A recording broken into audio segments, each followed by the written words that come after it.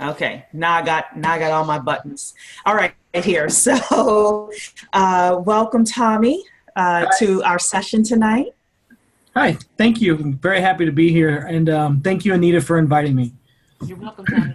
Yeah, so we usually have a good time. It's going to be about an hour tonight, and of Okay. course, the topic for the evening is blockchain jobs, because we want to talk about whether you want a career or a business. This group is about how do we generate wealth from blockchain, from this $3.1 trillion industry. It could be bigger. We don't know how big it's going to be, but we want to participate in that. So before we talk about that, I want to give a couple of announcements. And then I usually do my articles. So we've prepped Tommy. We have a couple of articles we're going to look at.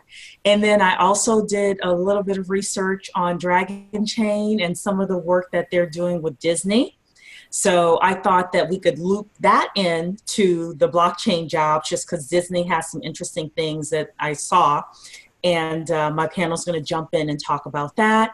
And then overall, we're just going to talk about what's happening at Dragonchain. And you can ask questions of Tommy or Anita or myself. I know that I'm not an expert in blockchain jobs, but I will help people the best that I can, and I'm sure that Tommy and Anita will do so as well. So the first announcement is in regards to our conference is coming up in Baltimore, November 2nd and 3rd. I posted the link in event. We have an Eventbrite link, which is a lot easier for people to sign up for the conference. On November 2nd, it's all about how do you build a $100 million plus blockchain project. So we're going to start off with how do you come up with the concept, all the way to how do you do a business model, how do you choose a platform, how do you recruit people, and then finally I have a good friend of mine who sold her business, and she will talk to us about how to set up your business in order to sell it, and how she was able to have her business successfully acquired. So that's going to be the whole day on Friday. On Saturday, we are having our Black Wealth and Blockchain and Crypto discussion. That's going to include a panel talking about Black Wealth and Blockchain. Dr. Keisha is going to be leading our Family Feud style type of event, which I'm looking forward to. I think it's going to be a lot of fun. We're going to have a panel of 4 successful Black blockchain consultants, including Chris Henry. He has confirmed Chris Henry will be in the building, as well as Samson Williams, who gets about $10,000 to do a white paper, and Maureen Murat, who is a blockchain consultant, and our friend from Government Blockchain Association, Eric Guthrie. Eric confirmed with me that he will be there. So if you've been seeing these people, they will be in the building on Saturday. And we also are doing our roundtables. So I know that we need somebody to lead the healthcare roundtable, and then there was an email that I sent in regards to what's needed for the conference. If you can go through that and anything you can do to help with this is like a last minute list of things that we need. We would really, really appreciate your help with this. So any little tasks that you can do to help us, we'd really appreciate it. If you're going to be a volunteer, we're going to ask that you come on Thursday. Hopefully you'll get there about 7 or 8 o'clock in the evening, so that we can just do a run through. We can show you where all the rooms are, things like that. Preferably, I would say 7 p.m. I'm going to have everyone on a big text, and I'll say meet me in the lobby or something like that, and that way I can show you where the different rooms are, et cetera, et cetera. So are there any questions about the conference? Please put them in the Q&A for me, please. Oh, and then Talisha saying you responded about the healthcare roundtable. You did. I apologize. Yes. So I need to change that out on the program. So thank you, Talisha. And you're hired. Yes.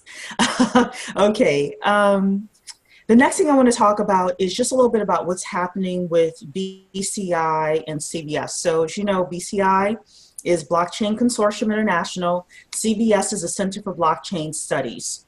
We are finalizing our course. And once that comes out, I'm going to be working with Tawana and Dr. Keisha very closely on seeing how we can work to sell that course via social media. I know the one thing that we need to do is we need to have some sort of a weekly blockchain show.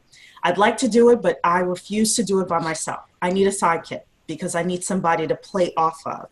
So if you're willing to do that, I really would appreciate it if you would come forward. And then Tawana had a great suggestion that we get some sort of a social selling course and learn how to do social selling. There are going to be some other things that we're going to work on in terms of getting into some corporations and things like that in order to do some live instruction. But getting people to download our course for $99 and $199 is like the very first thing that we want to focus on. So if you want to be my sidekick on that weekly course, I would really, really appreciate that. Let's see. I don't see any questions here from the Q&A.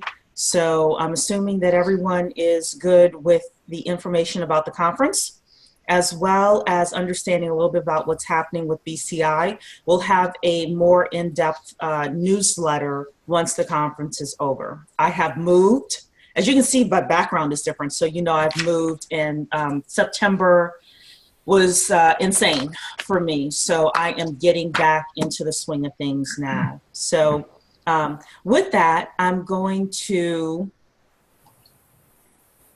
start off with sharing my screen here. And let's see. Tommy, Anita, let me know if you can see my screen. We see your screen.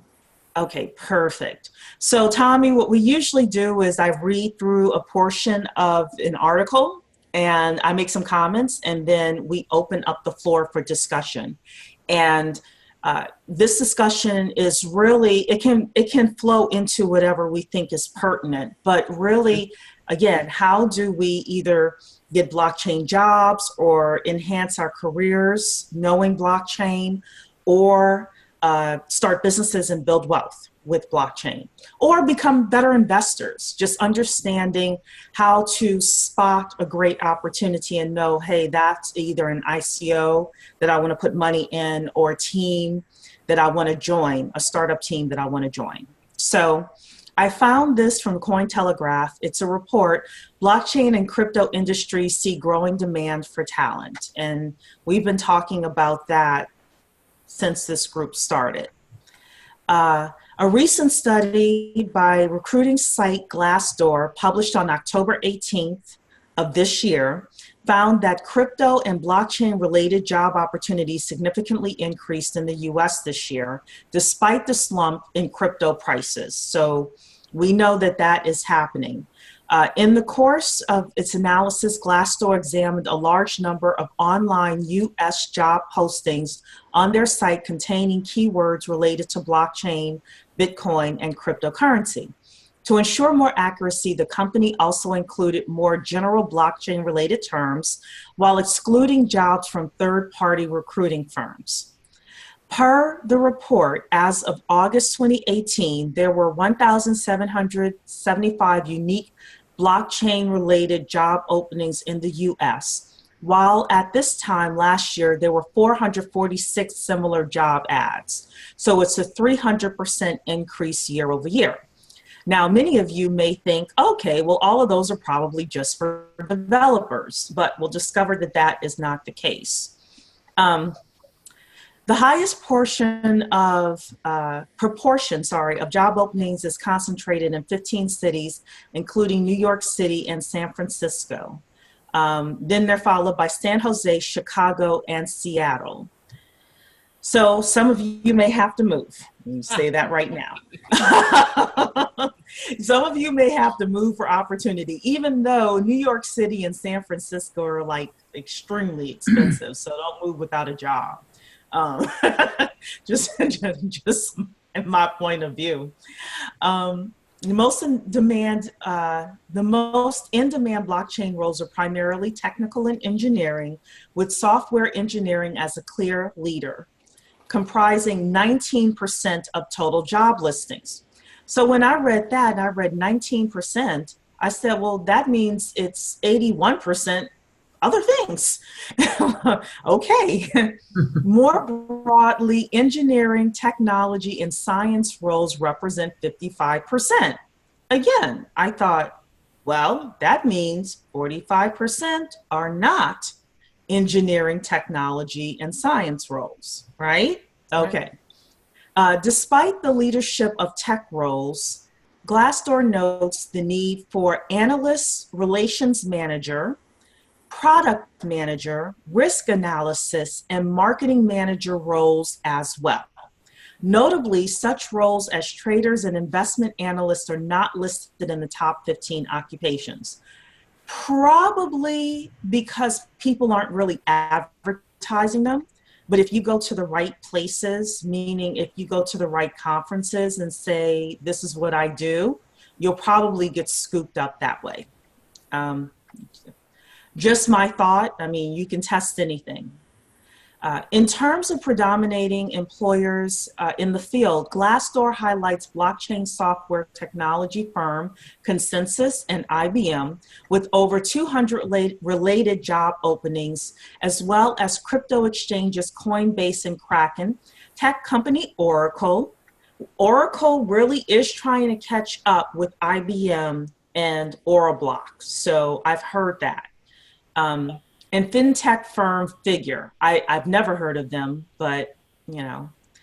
Professional services giants Accenture and KPMG are also hiring blockchain-related roles. Glassdoor noted the absence of job openings from Facebook, Google, and Apple. So we can talk about what we're thinking is happening there. Either they're not posting it on Glassdoor, or they're internally moving people around. So. And then here, Know Your Worth tool, their Know Your Worth tool revealed the median base salary in the blockchain field is $84,000 a year, which is higher than the US median salary of $52,000. And let's see here. In August, Cointelegraph reported 50% increase in the number of roles related to blockchain or crypto in Asian markets. Since 2017, where developer skills in the Python language are among the most coveted applicants. Okay, so with that, I'm going to open this up to my panel, and I'm gonna hit the stop share here. What do you guys think? You know, and again, if you have something to say, everyone who's out there, put it in the Q&A if it's a question you really want us to read, please. So Anita, Tommy, what's your thoughts? Sure, Anita, go ahead. If you want to go first, I'll let you go first. What I was going to do first, if you don't mind, Cherie, is I was going to read Tommy's bio first to give everybody in the group some idea of who Tommy is. And absolutely. Please do that. I'm a member of a local blockchain group here in Indianapolis, and Tommy is our host there. So I told him a lot about what we were doing, and he was gracious enough to come on and talk with us. Tommy Cooksey is the certification and training architect for Dragonchain Foundation. In that role, he is responsible for collaborating and creating the training tracks, materials, certification tracks, and pilot training programs for the Dragonchain platform. Tommy is a master level trainer, teaching a wide range of technologies and development tools, including blockchain, ERP, and cloud technologies worldwide in a span of his career of over 20 years. His career in training and certification began in the United States Marine Corps as the training NCO for his squadron. He was responsible for coordinating and ensuring Marines receive their necessary training. I very much enjoy taking very difficult technologies and making them simple enough for anyone to be able to understand, then build off of that. That's when the learning starts on common ground. Most free time is spent with his wife, 2 daughters, and 3 dogs. Awesome. Thanks for the introduction. I really appreciate that, Anita. You know, Anita talked a little bit about the company that I do work for. It's Dragonchain. And you kind of mentioned this a little bit in the introduction. And I do want to speak to that a little bit because because I do want to be clear kind of our relationship with Disney. We did start at Disney. Disney created an initiative to create kind of a blockchain platform to do various different blockchain things, such as operational things and things like that. You can look at the use cases that was actually submitted by our founder and CEO, Joe Rotes, to the W3C, which is the World Wide Web consortium that kind of really kind of creates the standards for a lot of things that are IT related. So we listed out, I think, about 40 use cases that we identified where blockchain would be very useful for any enterprise, specifically an enterprise of the size of Disney. And of course, they worked on some of those initiatives internally, and Disney decided that with this platform, this software, and this capability that they were able to build that is distributed across a multitude of computers, they were able to utilize this technology and create what we would consider triple entry accounting that allows you to do a lot of really cool things like real-time consolidation and reconciliation of your books and things like that. And so with that being said, what Disney decided to do is they decided to open source this product. And so the head of the product took that, started the Dragonchain Foundation, is what I work for. And we're responsible for educating about our product and how we implement blockchain technologies. And so what makes us a bit different from most other public blockchains that you find, like a Bitcoin or an Ethereum or many other blockchains that are out there, is we create a distributed ledger that's available to anyone that's in our platform, and then they can use that to go through a myriad of validations, and then those validations will allow us to ensure that you're within certain geographical boundaries, within certain business units. We can really just kind of adjust that to whatever you want. So there's a lot of cool stuff that we can do with that as far as who's validating your transactions. And so we're really built more towards an enterprise solution and try to help enterprises figure out how to utilize this product without really exposing their business logic to a public blockchain. So we're what we would consider a hybrid solution, because we actually do take their data and hash it. And if you know anything about a hash, that's basically a digital representation of the data, kind of like just a stamp of the data, but it doesn't actually expose the data. Include it, yeah. Right. So with that hash on a public chain, that gives us provenance of the state of the data at a particular time. And so we take you through all of those steps through our system, and in essence give an enterprise the ability to kind of dabble with this solution without actually having to build an Ethereum-based solution that maybe can't scale, or something that's reliant on Bitcoin and maybe they're afraid of regulation or something like that. So in essence, that's what we're trying to do. Now, as far as the article, wow, what a great article. You know, when I think about the disruption that is going to occur once the ease of use comes into play. So one of the things that I like to cite when I think about entire concept is when we think about software as a disruption tool, and not necessarily just blockchain. If you think back to 1980, in 1980, there's a story about Bill Gates going into IBM. And when he went into IBM, they didn't really know who he was, and they just wanted something to run their big business machines. And so they needed something to run their desktop class. And he just said, okay, well, can you sign this license that says I own the stuff that I'm putting on your machine? And they, yeah, whatever, no big deal. But in essence, they gave birth to software. And ever since then, we've been innovating, making open source software, figuring that the community can build things better sometimes than an individual can. So with this software, we're building a framework. And then once that framework's in place, then individuals can come and figure out how they're going to utilize these different services. And so our goal is to build microservices that will be able to plug into lots of different platforms and utilizations. So anyway, that's kind of what we're trying to do.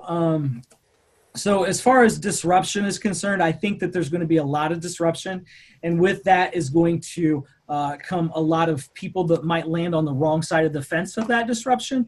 And so I think it's going to be very important for education to be an extremely viable avenue for people to take, whether they want to get a head start in this industry, or if they're looking to maybe replace a position that has been vacated.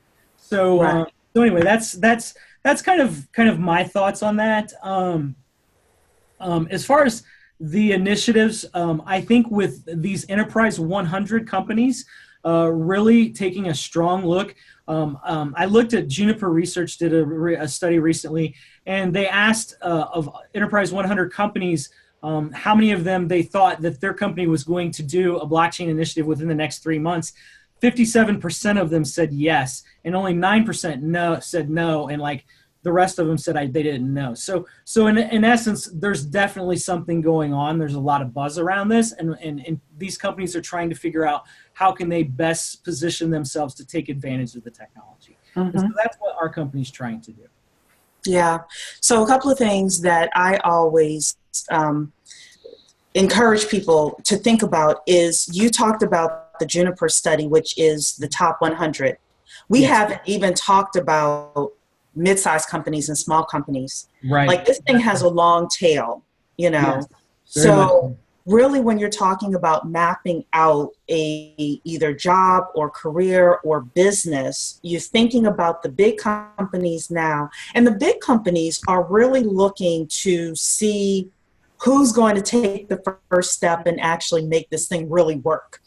And then once that happens, you know, the floodgates are going to open and everyone else is going to start getting in. But they're all just kind of like, well, we don't want to, you know, or they're putting consortium money together. I see a lot where they're like, okay, we'll put in a little bit of money, and then the consortium gets together, figure out how it's going to work within a specific industry. For example, fintech, shipping, I've seen it in, you know, et cetera.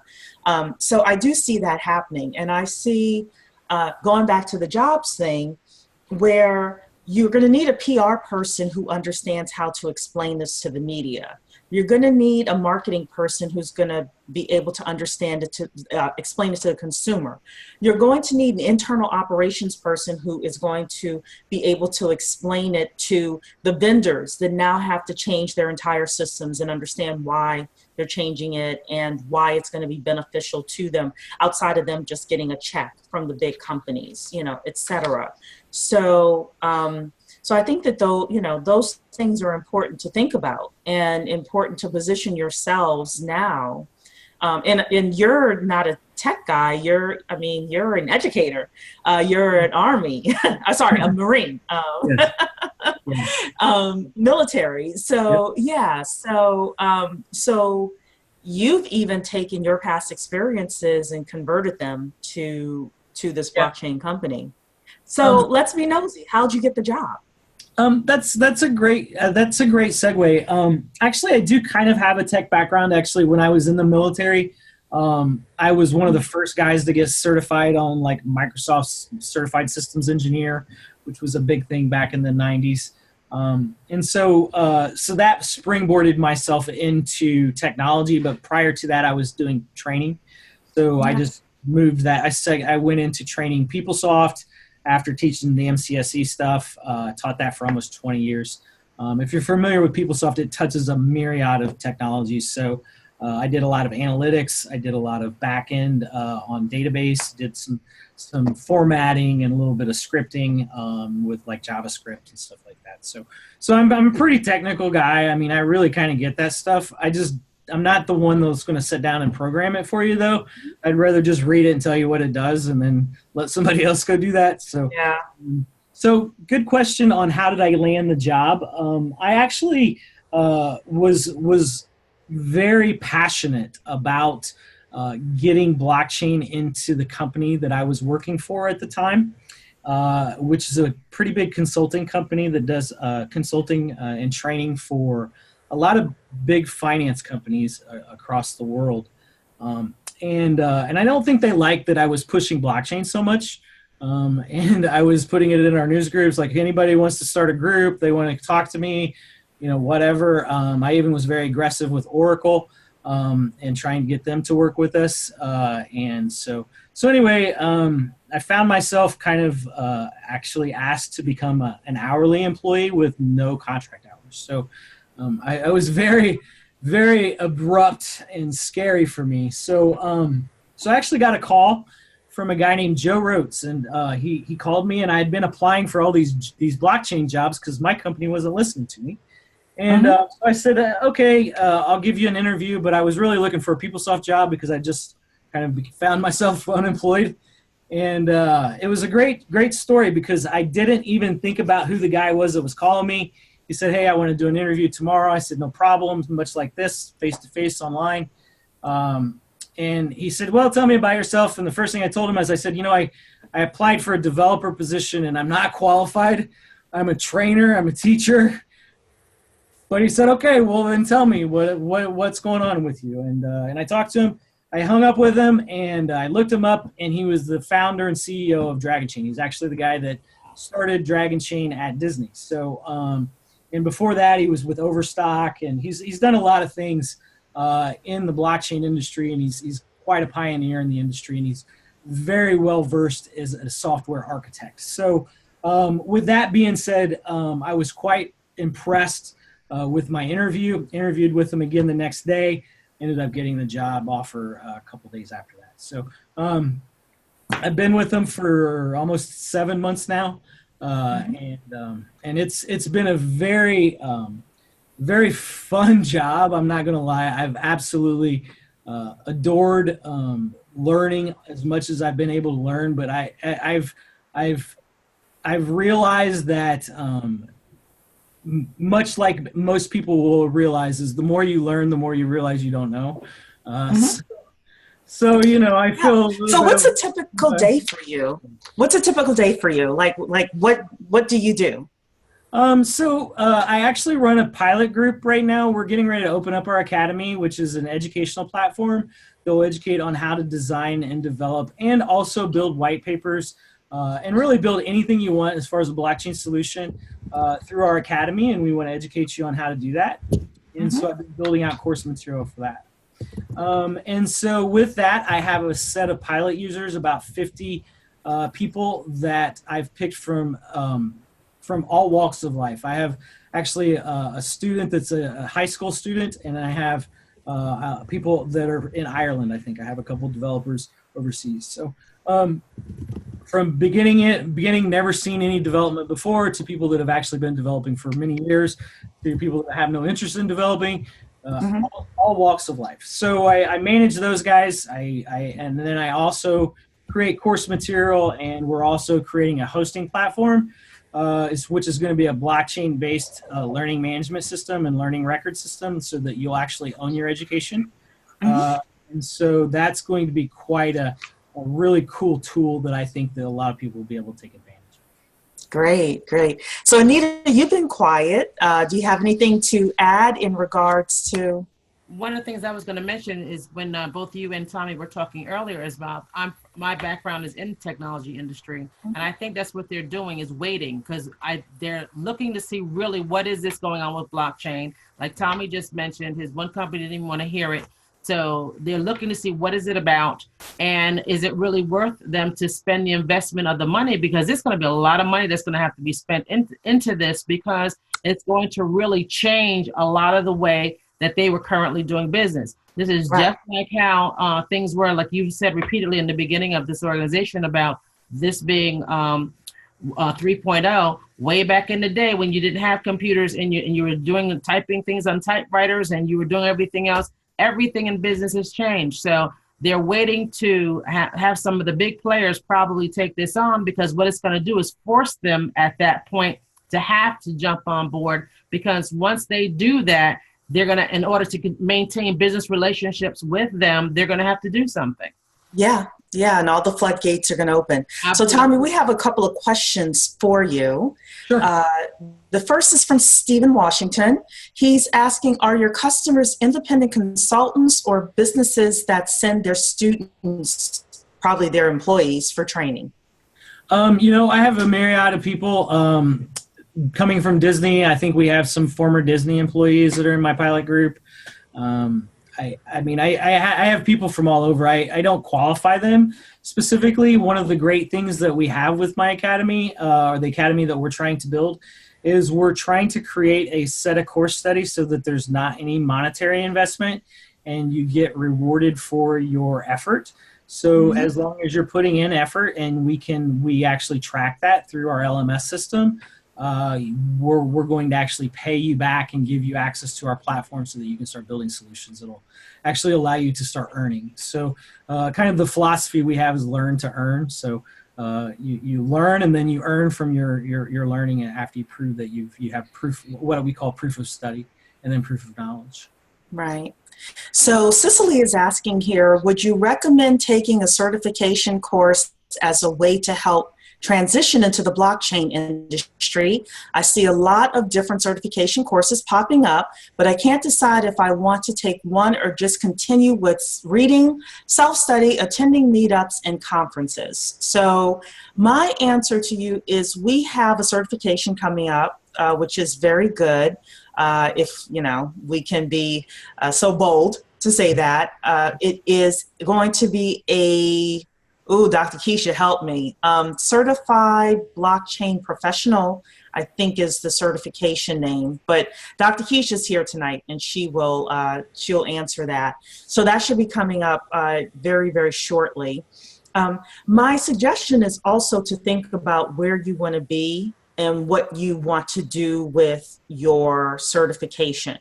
Are you going for development? Then, of course, you want to think about whether you want to learn Solidity or you want to learn some other platform. Are you not a developer and you just need to know the basics so that you can do marketing or web design or something like that? Then taking a general blockchain certificate course is great. There are some also really good YouTube videos that are out there that are anywhere from 30 minutes to 2 hours long that gives you the basics of blockchain. But I will say this as well. If you're not keeping up with blockchain news, meaning you have Google alerts anytime blockchain comes up, you have a daily digest of it or something like that, you're going to be left behind a week later. So you take these certification courses in order to, and this is my opinion, in order to get the basics of just like the evergreen information of what's happening. But if you don't stay current with the news of what's happening, then you're going to be obsolete before you've even gotten into the game. So Anita, Tommy, you guys have anything else? I think you're absolutely right. And I would even add on to that, being a part of a community like meetup groups, doing things like this is absolutely essential. It's important to connect with people that have like minds, thinking about the same types of solutions, or even, going into different groups that maybe different types of solutions and different meetup groups, different roundtables, things like that. I think I heard you mention the GBA earlier. They have a lot of great roundtable groups that Gerald Dashe there heads up, and it's an amazing group too. So just being involved with things like you guys as well, any of those certification programs, and just not only just trying to get the certification specifically, I think, but more importantly, being involved in the community is going to help you. Right. Anita? I wanted to say that when I joined our group, I didn't know anything about blockchain at the time. I had heard some things in the wind, and to the young lady who asked the question, this field is really moving very rapidly. And I'm going to honestly say that from getting involved with our group, our meetups, our calls like we're having right now, the speakers that come on our calls, I gained a wealth of information. And I also joined some of the different teams that we have in terms of developing things.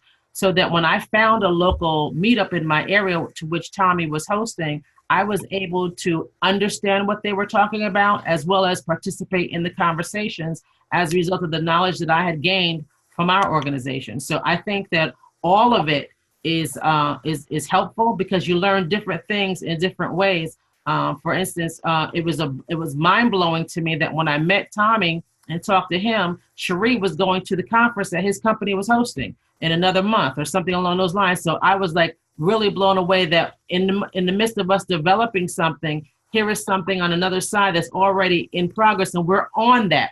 We're involved with that, something that's real time right now. So as an organization, we're not behind the times with things, and we've got our hand on the pulse of things. So if she wants to stay connected and, put her hands in all the things, this is a great place to start. Yeah. I will say something else, and it could be that I'm in the DC area, but I honestly don't think it is. We mentioned GBA and Gerard, and we have a local group here. And one of the things that they were doing was putting these small working groups together that was coming up with the standards and regulations for certain agencies within the federal government. And I say this because I also have a client who, so I write business plans for a living. And I also have a client that's in this new burgeoning industry. And I said to him, you need to get into the room where the people that are making the rules and regulations are, because that's where the real power comes in. So I would say to anybody, if you can be in a room where the rules, regulations, standards, if it's especially in your industry where those are being created, then you're going to, first of all, be able to give have impact on that, which a lot of us as African Americans don't really get to do that. So I would encourage you to do that. And then number two, once you develop those rules and regulations, you can also go out and share, here are the rules and regulations or standards or whatever for this industry as it relates to blockchain. And why would someone hire you? Well, they'd hire you because you were in the room when they were being created, and you know why this regulation or this standard was created versus another one. So again, just a different way to think about that. So we have another question here from Eugenia. For those on your team, so this is for Tommy, for those on your team who don't want to be developers, what other roles do people play within your team? Right now, the particular team that I have consists of branding, marketing, and development, and so that's pretty much the gist of our team. And then we also have a PR realm. So we definitely kind of have a lot of different areas that you could work in. Just actually right here within Dragonchain.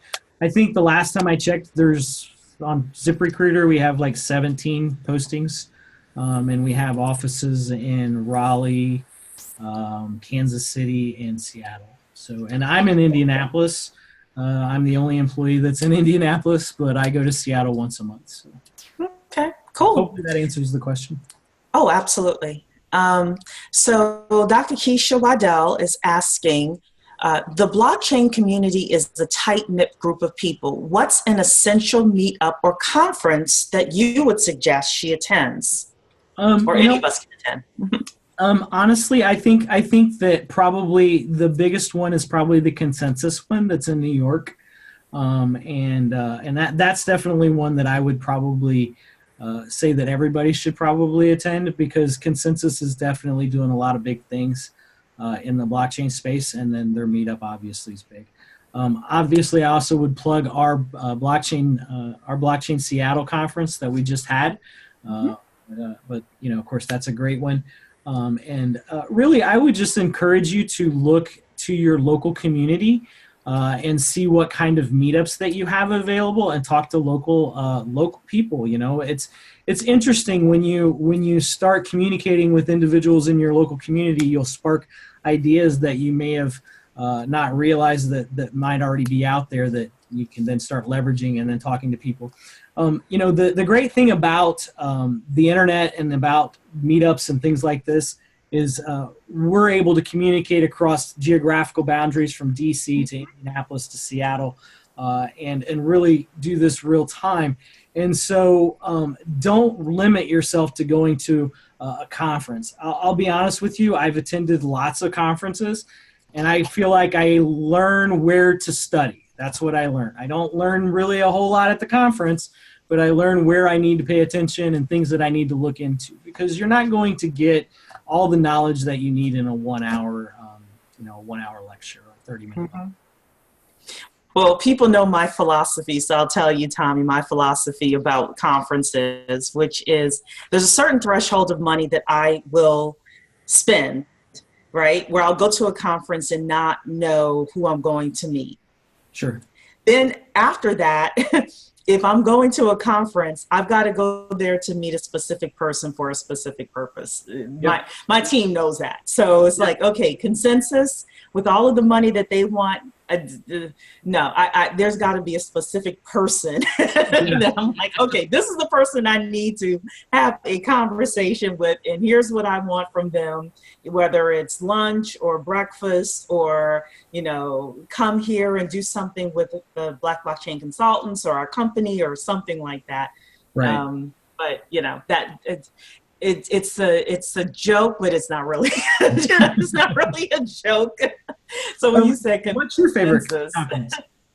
I'm sorry? What's your favorite conference? You know what? I prefer more direct stuff like what we're doing. Okay. I find that with blockchain, people are so open on LinkedIn that you can literally connect to almost anybody. Unless it's something that somebody that's really, really huge, you can connect to almost anybody. So I kind of prefer something that's smaller and more intimate. If I'm going to an event, I'd rather go to an event with 30 to 40 people. And then, and then, but that's just a personal thing for me. So totally agree. Yeah. So, but I like the idea of the meetups in your area and also going to the next town over as well and seeing what's happening there.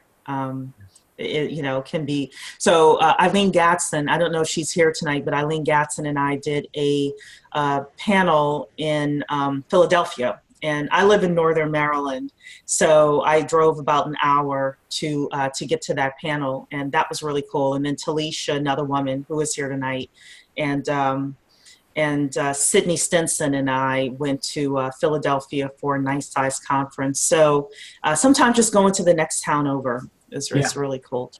Yeah. Well, we're glad that you came out to Seattle to ours, so thank you for coming. I couldn't get there. Oh, okay. Long story. Okay. Long story. But I do want to get there next year. I was invited to come and lead a panel discussion, but next year I will get there. So perfect. So what I want to do is go through the next article that we have here. Before we go there, can we answer? I think we have a question in the Q&A from Stephen. Did you see that? I don't see a question in the Q&A. I mean, it's the chat. I'm sorry. The chat. Oh, it's in the chat? Yeah. Let's see here. Stephen Washington, is Tommy, are your customers independent consultants or business that sends their students for training? Oh, we asked that already. Okay, good. Yeah. Our customers are just from a myriad. I don't ask their where they come from. So I just have their Ethereum address. That's all I have. The public Ethereum address. Yeah. Great. So this is a Forbes article that I found here in regards to an accounting association that's taking on blockchain technology. And I'm going to read this article just a little bit for you, and then I'll let you know why I found it so interesting and what I think we can learn from it. So it says here, of course, there's a global interest in the distributed ledger, and of course, we can recognize for accountants why that's so important. So it says here, for more than 100 years, the AAA's members have been responsible for training the next generation of accountants. And now they are making sure that their members are knowledgeable in blockchain technology. So she says, I spoke recently with Mark Rubin, Dean of Farmer School of Business in at Miami University in Oxford, Ohio, and the current AAA president, who told me that he sees a shift in the way accounting professors are teaching their students. Instead of focusing primarily on content, He said they are emphasizing skills that will last their accounting students' lifetime, and that includes blockchain technology. So traditionally, and my mother is an accountant and I worked in her bookkeeping business for a while. So traditionally, you learn a lot about debits and credits, basically money in, money out. But the accounting industry is going to change with blockchain. And what they're doing, and the smart thing I believe that they're doing within this university, is they're shifting from this is what's a debit, this is a definition of a debit, this is a definition of a credit, to how is technology changing the accounting landscape. And I thought that that was very interesting. So you can change accounting for whatever industry you're in, and ask yourself, how is blockchain and how is artificial intelligence, how is robotics, how is virtual reality going to change my industry and the way that I do my job within my industry? So I'm going to continue here. He says, our students will make data-driven decisions to drive new business models. The AAA is committed to helping serve a more prosperous global society. Accountants do this by ensuring that decision makers, both internal and external to the organization, have the best financial and other data to make decisions about the allocation of resources. So we have gone from, and I'm going to stop the share here, we've gone from the people that are going to be employed being the people that can just do data entry to the people that are being employed or being the ones that know how to think and can take some information, data, processes, etc., and make sense of them and help senior executives make executive decisions with them. And if you are not on that train, if you can't critically think, unfortunately, you're going to be left behind. Because I was even at a meeting, and a former member of the NTSB, the National Transportation Board, the federal government, was there, and he was telling us that he worked on the ethical standards board for the federal government, NTSB, and he was telling us that they are working now with driverless cars. The federal government is working now with driverless cars to come up with ethics rules for driverless cars. So some people now that are driving Uber are going to be losing their part-time opportunities when this happens. And if we're not ready for this, if our kids aren't ready for this, if our parents aren't ready for this, we are going to suffer badly. So whatever critical thinking skills we need to get as a group, we really need to get them. It's going to be essential. So I'm going to open it up to Tommy and Anita. You know, if you disagree with me, let me know. I love a good debate, but that's how I strongly feel about it. I wish I could disagree, but I'll be honest with you. One of the things that I'll say many times in my class is that when we think about education, we need to start thinking about the ability to problem solve and not to memorize. And so traditionally, when we take exams or take tests, it's about how did you memorize this data? And yes, there are key aspects of the data that we may need to memorize, but we really need to understand how to problem solve and how to find the right answers to the questions that we need answered to, and how to get those answers quickly. And so how can we quickly find those answers, not using these two thumbs, right? Not with your phone, but we need to get that data ingested easily so that we can then use analytics and projective analytics, whether that's an accounting practice, whether that's actually using IoT devices to count data and find out what data is there to get real-time actual data to find out whatever the answer is that you're looking for. One of the things that I like to mention is that, you know, as we digitize data and give us the ability to digitize data and track that data through a blockchain solution, that can, in essence, make anything an asset. And if you can make anything an asset and allow that asset to be owned by the individual that has the ability to produce that asset, then you can create a marketplace. And so the marketplace is going to be better than any AI or ML that you're going to have, because if people can find the ability to make profit, they will. And so, in essence, what we have to do is we have to figure out what assets are important to us, figure out how to run good analytics on them, and then how do we evolve, right? So like you said, you're going to have to evolve or get left behind. Absolutely. Anita? I agree with both you and Tommy. I can't disagree on it. And it goes right back to what we started saying initially about this 3.0. In terms of using that cavalierly, just saying this is 3.0, there's a lot to that. Every industry is going to explode. And what's going to happen is, just like when I started out in the computer field over 35 years ago, it was just a basic thing. It was operations, it was data entry, and it was programming. And then in a short period of time, the field just exploded into every different area. And so when someone says to me they're getting into the computer industry, my question is, in what way? And what are you saying specifically? Because and what are you going to be doing? Because it's impacted everything. So in terms of the memorization, that's going to be out the door. If you can't come up with some ideas, and if you can't come up with something fresh or something in terms of, what is, especially with the blockchain being new, that's what companies are going to be looking for, because they're going to be looking at how they're participating currently, how can they upgrade what they're doing. And if you can't come to the table with that, then you're going to have a problem. And that's what they're going to be looking for. So those people, like you said, are going to get pushed out the way. And someone that says, hey, I've got some ideas, or here's some things that, me or my group or my team or my company's been thinking about that we can offer you some solutions, they're going to be in the door. Right. And another thing, I know a lot of people don't want to hear this, but another recession is coming.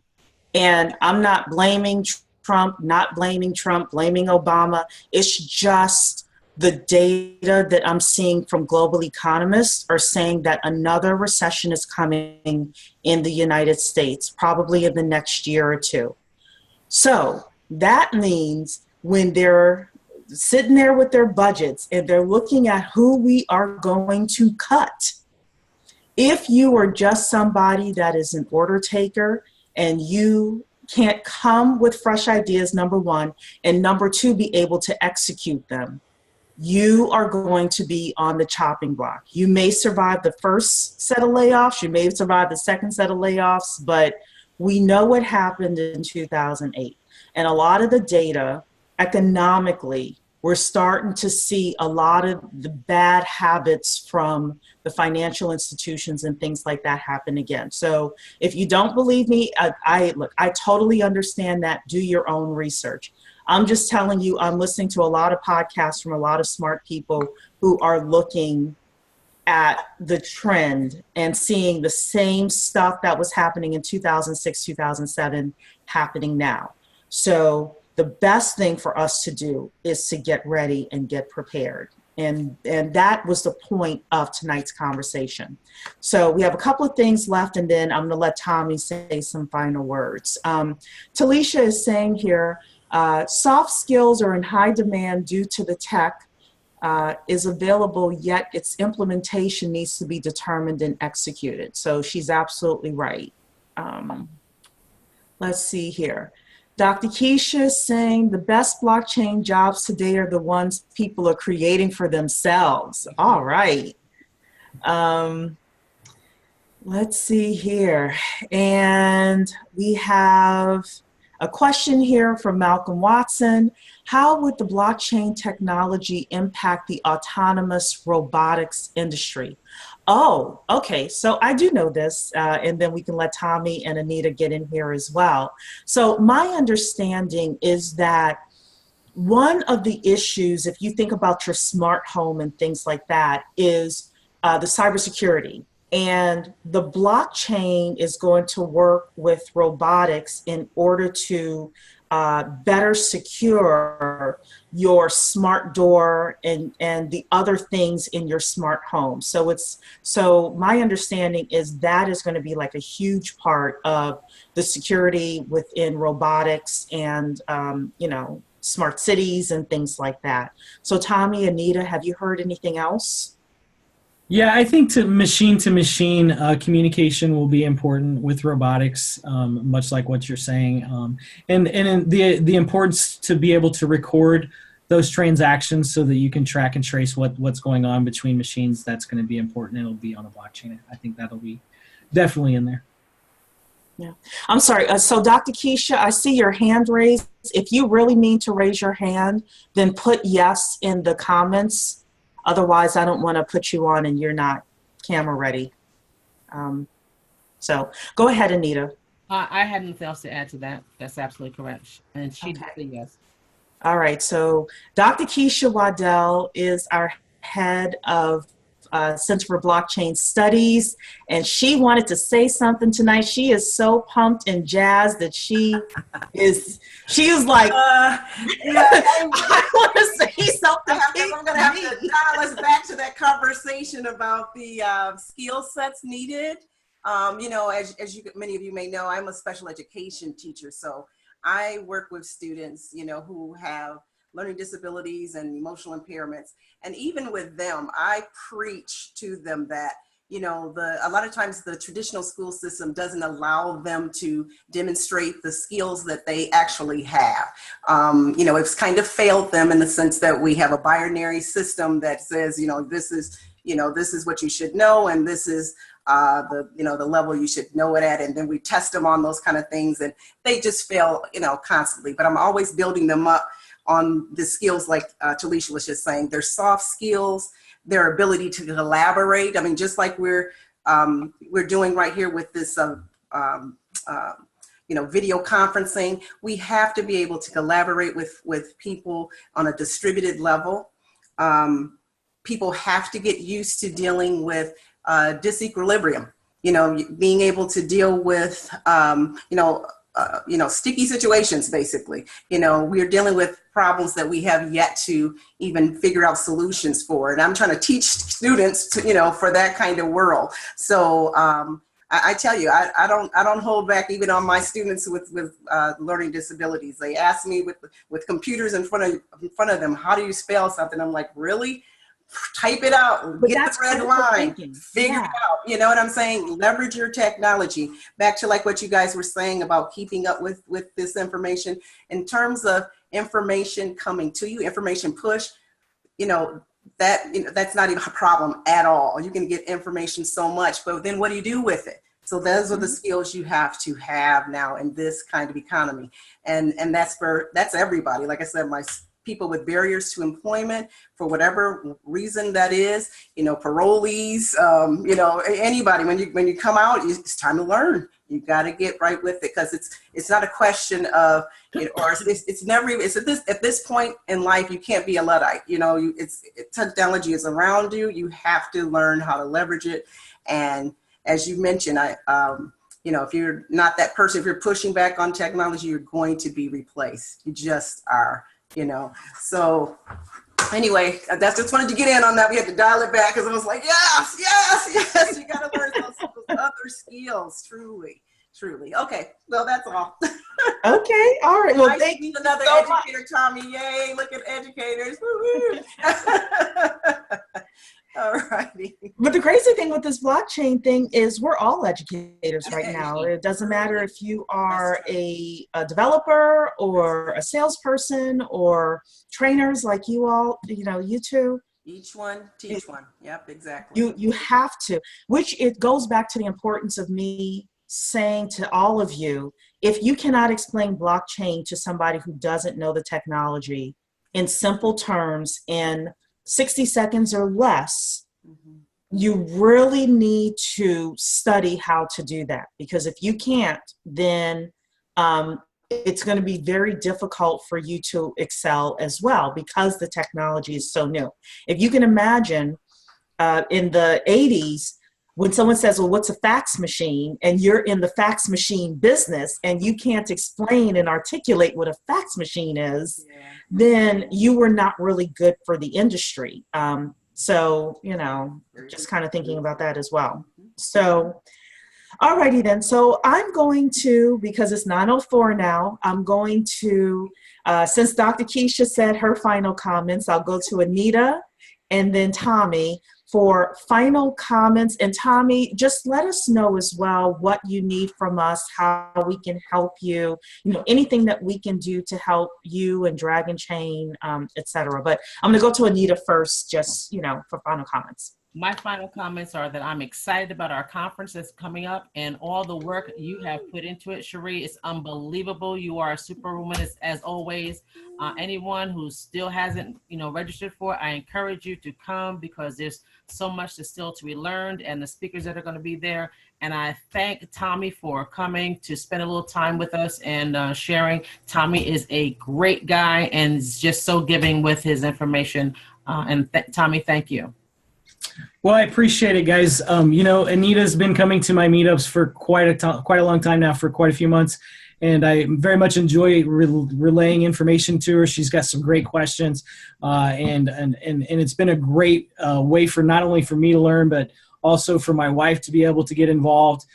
You know, at a level, she's a dental assistant, not an IT person, but again. Mm-hmm. At a level for anyone to be able to understand it and figure out what's going on. So that's the goal of the academy that I'm creating at Dragonchain, is to teach our platform and our approach to blockchain solutions and teach people how to utilize that to better position themselves to use this technology. So if you want to get a hold of me, my email is very easy. It's just tommy@dragonchain.com.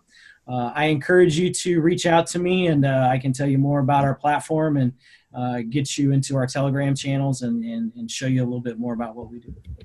I really appreciate the opportunity to be involved with your chat today. And if I can ever do it again, please reach out to me. Oh, trust me, well, you will be back. You were a fantastic guest. And I'm sorry, you know, I'm so excited about my topics that I just like ran through the introduction and everything. But you know what? It's all love here. So Eugenia is saying, thank you very much to all of us. We thank you. We thank everyone for being here. I never, ever, ever take your time for granted. I hope you enjoyed the conversation tonight as much as I did. It was actually fabulous. And I know we've been off for a couple of months, but we are back on our game. So with that, if I see you in Baltimore, I'm looking forward to meeting all of you. If not, then I will see you. We do this the fourth Monday of every month. It is open to any and everybody to come and learn something about blockchain. So God bless you all. Have a good evening. Night. Night. Thank you, guys. Thank you.